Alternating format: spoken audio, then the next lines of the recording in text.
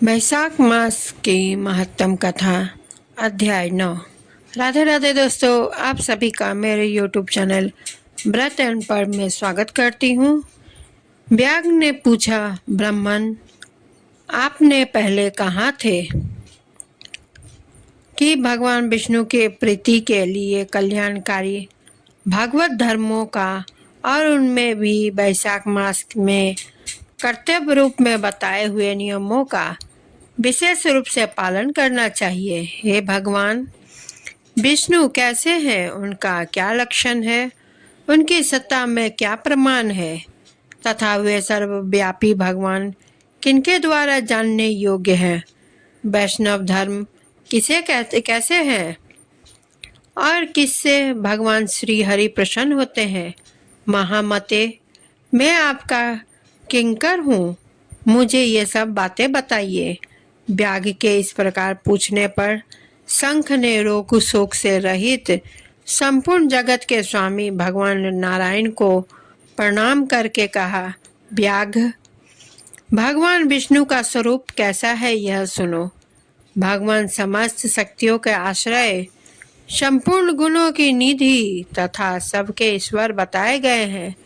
वे निगुण, निष्फल तथा अनंत हैं। सत्य, चित्त और सुख यही उनका स्वरूप है।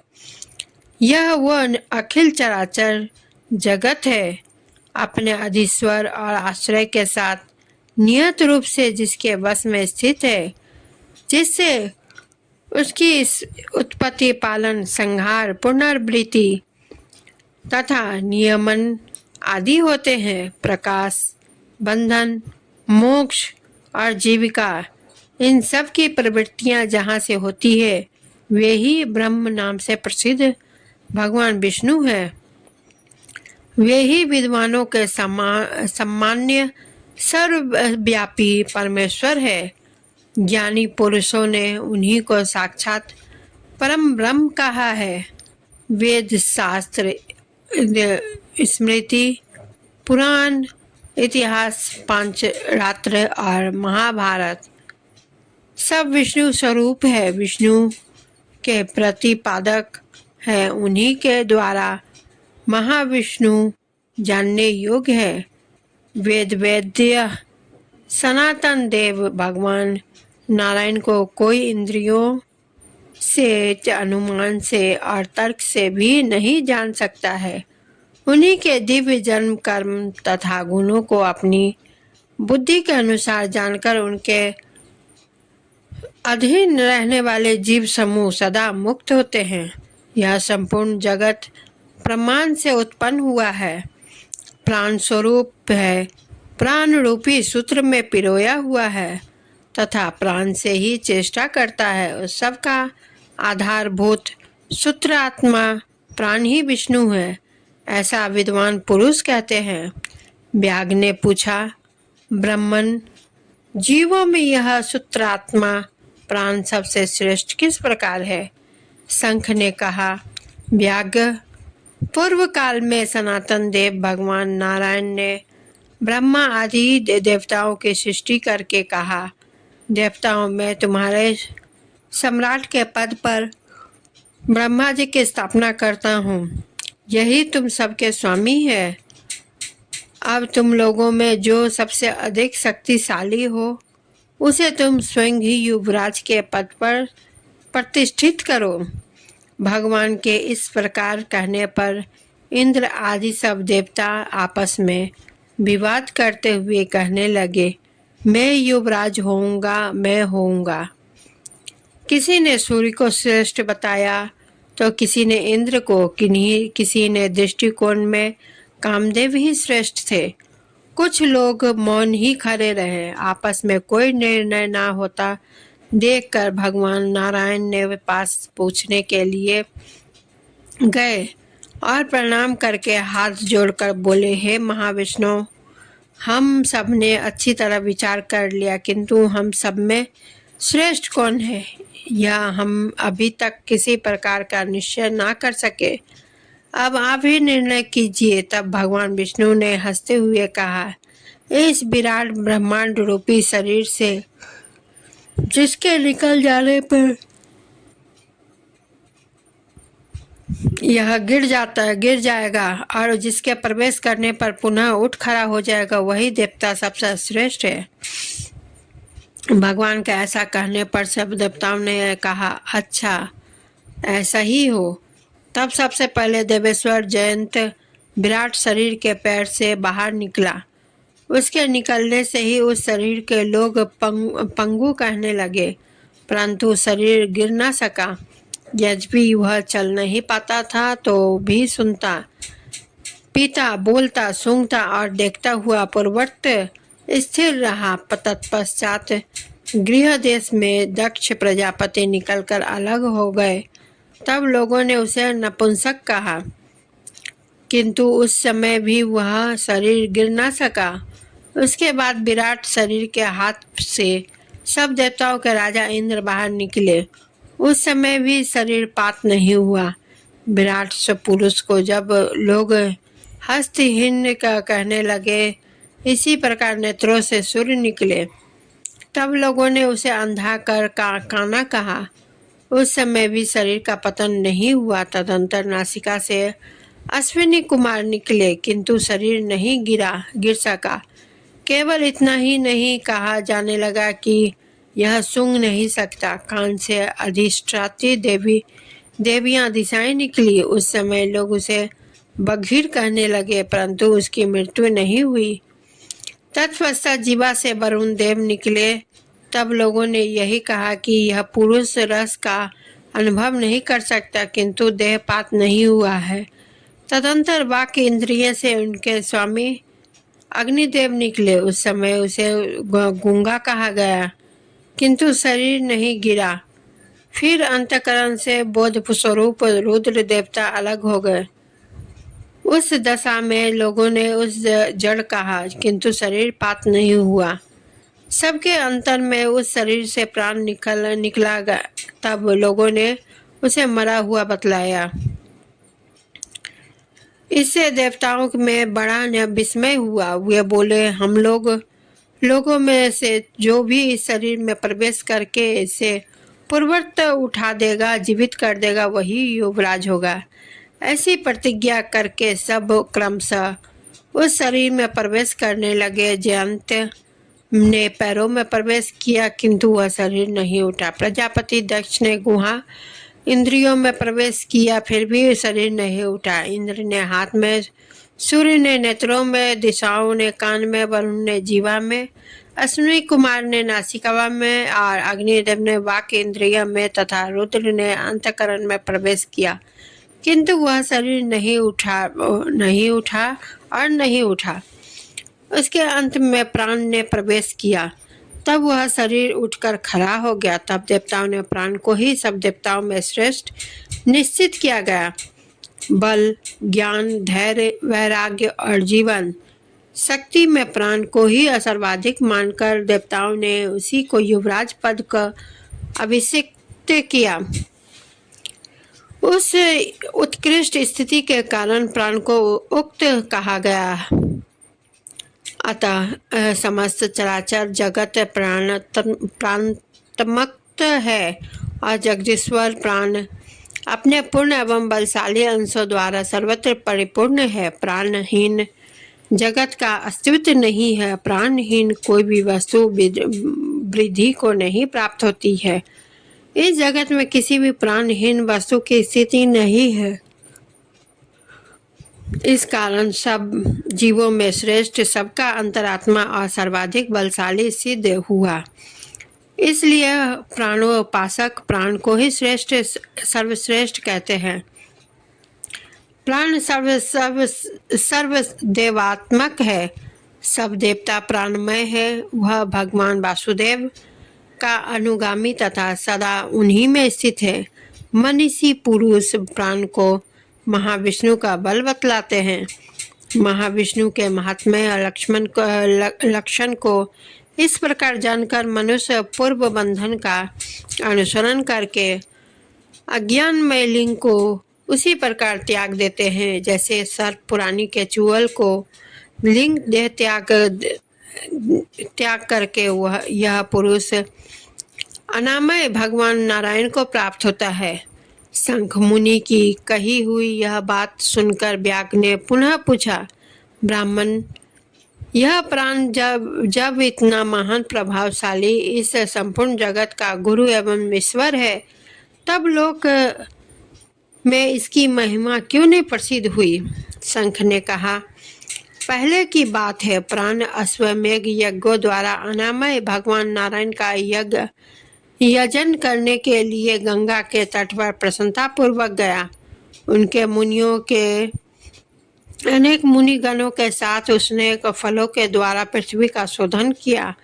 उस समय वहां समाधि में स्थित हुए महात्मा कण्व बौबी की मिट्टी में छिपे हुए बैठे थे। हल जोतने पर बाबी गिर जाने से बाहर निकल आए और क्रोधपूर्वक देखकर सामने खड़े हुए महाप्रभु प्राण को श्राप देते हुए क्या बोले, देवेश्वर, आज से लेकर आपकी महिमा तीनों लोकों में विशेषतः भूलोक में प्रसिद्ध ना होगी। हाँ, आपके अवतार तीनों लोक में विख्यात होंगे। व्याघ, तभी से संसार में महाप्रभु प्राण की महिमा प्रसिद्ध हुई। भूलोक में तो उसकी ख्याति विशेष रूप से नहीं है। व्याघ ने पूछा, महामते, भगवान विष्णु के रचे हुए करोड़ों एवं सहस्त्रों सनातन जीव नाना मार्ग पर चलने और भिन्न भिन्न मार्ग कर्म करने वाले क्यों दिखाई देते हैं? इन सब का एक सा स्वभाव क्यों नहीं है? यह सब विस्तार पूर्वक बतलाइए। शंख ने कहा, रजोगुण, तमोगुण और सत्वगुण के भेद से 3 प्रकार के जीव समुदाय होते हैं।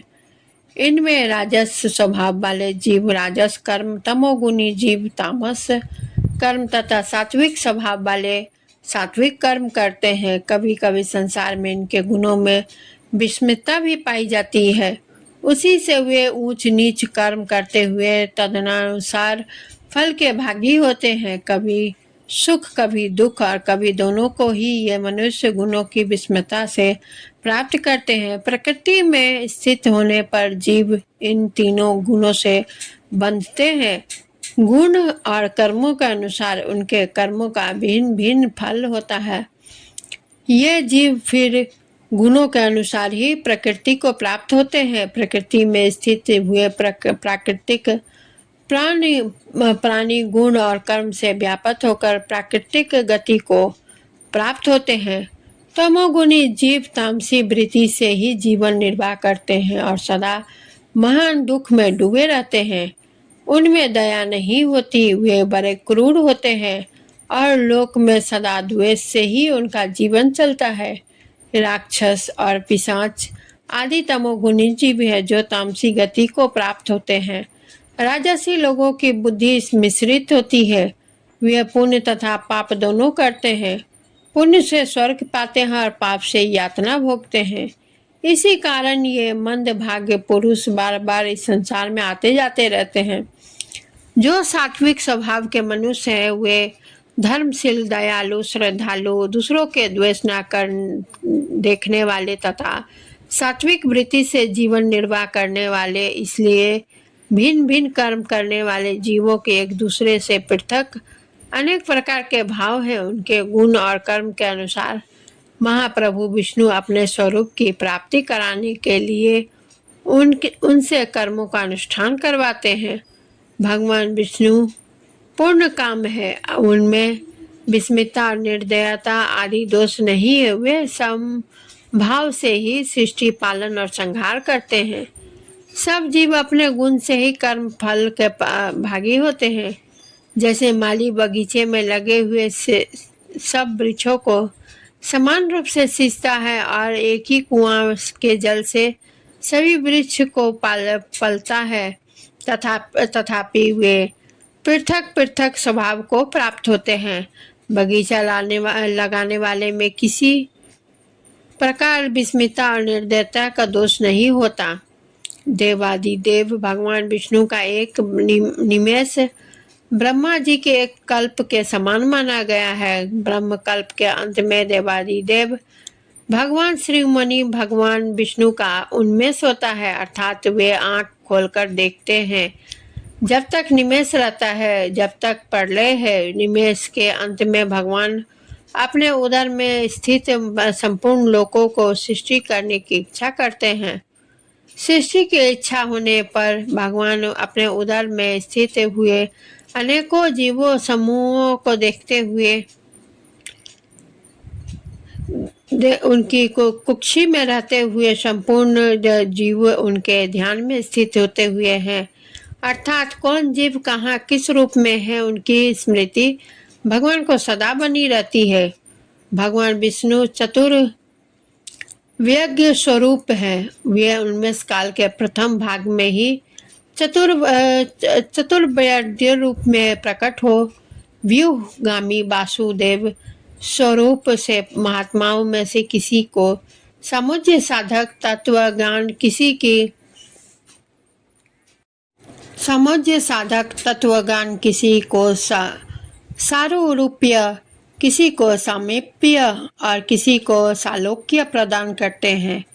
फिर भी अनिरुद्ध मूर्ति के बस में स्थित हुए संपूर्ण लोकों को वे देखते हैं, देखकर उन्हें प्रद्युम्न मूर्ति के बस में देते हैं और सृष्टि करने का संकल्प करते हैं। भगवान श्री हरि ने पूर्ण रूप, पूर्ण गुण वाले वासुदेव आदि चार व्यूहों के क्रमशः द्वारा माया, जया, कीर्ति और शांति को स्वयं स्वीकार किया है। उनसे संयुक्त चतुर्व्यूहात्मक महाविष्णु ने पूर्ण काम होकर भी भिन्न भिन्न कर्म और वासना वाले लोगों की सृष्टि की है। उन्मेष काल का अंत होने पर भगवान विष्णु पुनः योग माया का आश्रय लेकर व्यूहगामी संकर्षण स्वरूप से इस चराचर जगत का संहार करते हैं। इस प्रकार महात्मा विष्णु का यह सब चिंतन करने योग्य कार्य बतलाया है, जो ब्रह्मा आदि योग से संपूर्ण पुरुषों के लिए अचिंतनीय एवं दुर्विभाव्य है। व्याग ने पूछा, मुने, भागवत धर्म कौन कौन से हैं और किनके द्वारा भगवान विष्णु प्रसन्न होते हैं? शंख ने कहा, जिससे अंतःकरण की शुद्धि होती है, जो साधु पुरुषों का उपकार करने वाला है तथा जिसकी किसी ने भी निंदा नहीं की है, उसे तुम सात्विक धर्म समझो। वेदों और स्मृतियों में बताए हुए धर्म का यदि निष्काम भाव से पालन किया जाए तथा वह लोक से विरुद्ध न हो, तो उसे भी सात्विक धर्म जानना चाहिए। वर्ण और आश्रम विभाग के अनुसार चार चार धर्म प्रकार के धर्म है।